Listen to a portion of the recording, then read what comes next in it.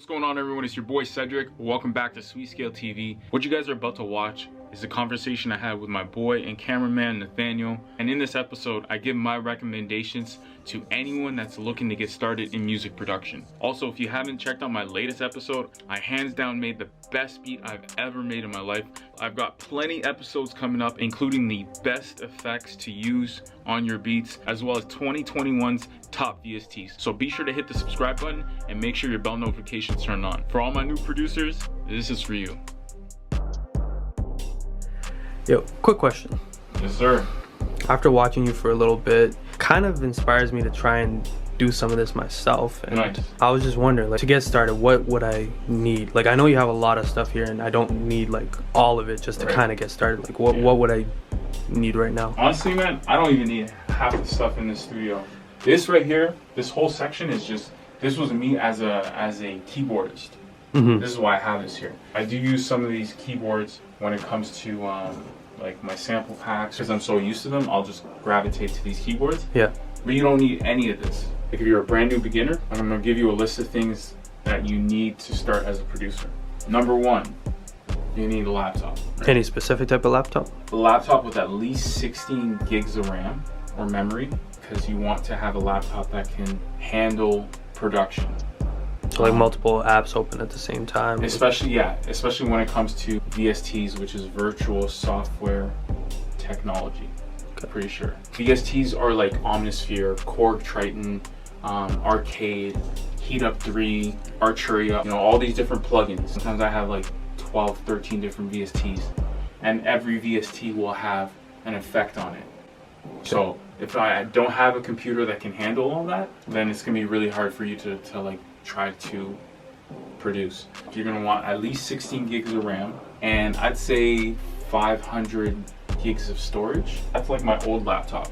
Yeah. I used to have a 2012 MacBook Pro with 16 gigs of RAM, 500 gigs of storage. That wasn't enough, but I had an external hard drive. Oh, okay. So I stored everything on the external hard drive. Let's say I make a beat and I store it on my computer, and I keep making more beats, Yeah. Eventually I'm gonna use up all the storage on my computer, which is going to cause the computer to run slower, kind of be glitchy. Exactly, it's going to run slowly. I never store any of my beats on my laptop. The external hard drive I use is the Lacy. This is a 4 terabyte external hard drive. I'll put a link in the description. It's like a couple $100. This is 4 terabytes. You can go with 2 terabytes, 1 terabyte, whatever you want. I was using my MacBook Pro, and I think it has 8 gigs of RAM. And I was using GarageBand, and then I upgraded to Logic Pro. But it was really tough. I couldn't do much with 8 gigs of RAM, which is memory. Then I got a MacBook Pro with 16 gigs of RAM, and that handled a lot. 16 gigs of RAM is more than enough. 32 gigs, you're good. So number one, you want a really good laptop. Does it have to be a MacBook? Because I have a Windows right now. It has the requirements that you just suggested, but I know personally that Mac has been known to run music production a little bit better. So I don't think you just necessarily need a Mac. You can go with Mac. Mac is really trustworthy. I've never had, like, even if my computer crashes, it'll back everything up. I used to use my sister's Windows computer, but that was like back in the day. And that crashed. Good luck finding anything. Yeah. This crashes, which is like maybe once a year, it'll back everything up, so you don't have to worry about losing anything. I would think a lot of laptops do that now. So preference is still Mac? Yeah, my preference is Mac. If you've got a Mac, then, you're winning. In my opinion, you're winning. Once you have your computer and external hard drive, you're gonna need a DAW. Which is? Digital Audio Workstation. So Ableton is a DAW. Logic Pro, GarageBand. Have you heard of FL Studio? Yes. That's a DAW. Okay. So me in front of my computer, I can't do anything. I need to open up Ableton, I need to open up GarageBand, and that's where I can create music. So you're gonna need a DAW. Any preferences in which one you would recommend for beginners? Something maybe easier to handle? This is where it all boils down to preference. Like, if you ask some people who's your favorite basketball player, some people might say Michael Jordan, some might say Kobe, some might say LeBron. It all depends on what you're looking for. I choose Ableton, but I started with GarageBand. So when I first got a MacBook Pro, if you're a beginner and you have a Mac, go with GarageBand. Because number one, it's free. comes with a laptop. Okay. Okay, so you don't have to go buy anything. It's also very good. There's been some music groups that created a whole album off of GarageBand. Nothing wrong with GarageBand. Once you get comfortable with GarageBand, you can upgrade to Logic Pro, which is just found on a Mac, and Logic is also very good. I used to use Logic. Then you also have FL Studio. FL Studio, I've never used, actually bought it. I was like, okay, but let me first learn Ableton, then I'll go to FL Studio. And then I learned Ableton, and I never went back. Never went back. But I think I'm gonna try making a beat in FL Studio soon. It's a good software. You can get the job done and do it very well in FL Studio. It's a preference thing. The reason why I went with Ableton is I'm a very hands-on producer. I like playing piano. Every time I create my drums, I like using the push 2. I like literally using my hands. With FL Studio, you see a lot of guys click their chords, they click their drums. I've heard some people use FL and come up with some fire beats. One of my favorite producers ever, Avicii, rest in peace, he used to produce with FL Studio. No way. Oh, I didn't know that. And he was amazing.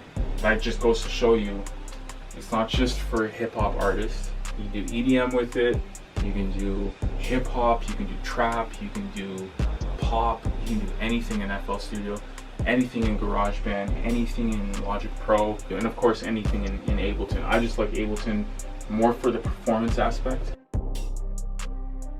It's in the name, you're able to do a ton in Ableton, so like the sky's the limit. I can even, if I have LED lights here, I can control my LED lights in Ableton. So every time I hit the kick, I can like make the LED lights turn purple. Every time I hit the snare, I can make the LED lights turn green. And it's really user-friendly for producing as well. Do your research, watch a couple YouTube videos on different DAWs. You also have Reason. I used to use Reason. It's a pretty cool software. There's a lot of possibilities with a lot of DAWs. Point is, you're gonna need a DAW. Let me just mute this real quick. You're almost ready to go, but you're gonna need one more thing. These are the 4 essentials. You're gonna need either speakers or headphones. These headphones are DJ headphones, the HP DJ1s. This is what I DJ with. And these are like 20 bucks. Oh, so they don't even have to be like super high end. The thing is, now going into 2021, you can find really good headphones and you don't have to pay an arm and a leg anymore. Or basic studio monitors, you can get some as low as, I'd say $150, and they range all the way up to, $1,000 plus. But you can get started with probably like a pair for like 300 bucks. So those are the 4 essentials. So we've got laptop, external hard drive, a DAW, and just a good pair of either decent headphones or speakers. Yes, I can grab my laptop, my headphones, and external hard drive, and I can make a beat anywhere. Something that is optional, not something you need right away, is a interface. The interface connects the laptop to the speakers. I've got the Roland Octacapture, but you don't need this. You can go with an interface like the Roland Dual Capture. But technically, if you went with the 4 essentials and you didn't use headphones, you decided to use speakers instead, technically that is essential to use the speakers. Exactly. Okay. Yeah, but the essentials is headphones. You don't have to go with speakers. A few more things. These are very optional. I would get a monitor. Now these monitors are actually TVs, and I think they're $100 each. So I bought 2 monitors and I connect them to my laptop, so I'm able to have 3 screens. And so I can put Ableton over here, slide it over here. Take a look at my laptop. So slide it all the way across. And it is a game changer in terms of workflow, but all you need is just one monitor. If I just had one monitor, I can just go back and forth between my laptop and this monitor. That's more than enough. And that just allows you to do multiple kind of things at the same time? Yes. You don't have to get a monitor if it's too expensive. Just get like a TV with an HDMI source. I originally wanted a computer monitor, but I looked at the price and I looked at the TV price and I'm like, they do the same thing. So I just went with the cheaper version. And again, if money's tight, just go with one. That's all you really need. If you get 2, you're winning. But you just need 1, okay? And then I would also recommend getting a wireless mouse and keyboard. This right here is like 40 bucks combined. I wouldn't want to work without my wireless mouse and keyboard. It makes a big difference in terms of workflow, and 40 bucks, hopefully it's something you can afford. And and something you can save up and get. But these two things really help with the workflow. They're not essential, but they're extremely helpful and extremely affordable in my opinion. Last two things are non-essential, but make a big difference. I would recommend, if you can, get some LED lights in your studio. The lights definitely set a whole, like it definitely gives a vibe, whether, you know, I'm going red or green. Lighting makes a big difference. I don't think I could ever go back to creating music without my LED lights. It gives it a whole different feel. Let me just turn them off and you'll see what the studio looks like.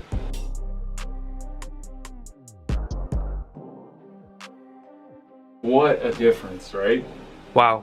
The LED lights are not expensive. I gotta turn the lights back. Yeah, I gotta turn the lights back. It's just not the same. I mean, let's look at the difference now. I definitely got enough lights. Thanks. You can get LED strips for like $30 on Amazon. Yeah. Right?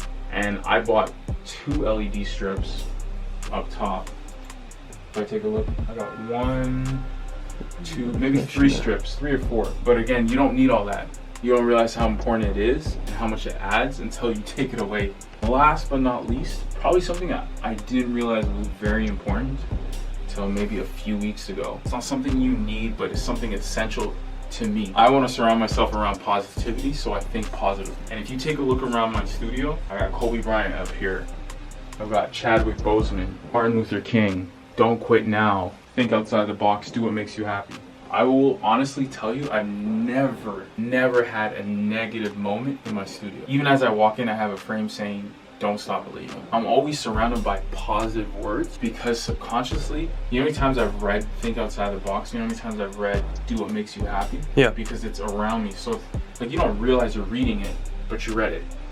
When I read Don't Quit Now, and it also says Do It Now, all these things are subconscious.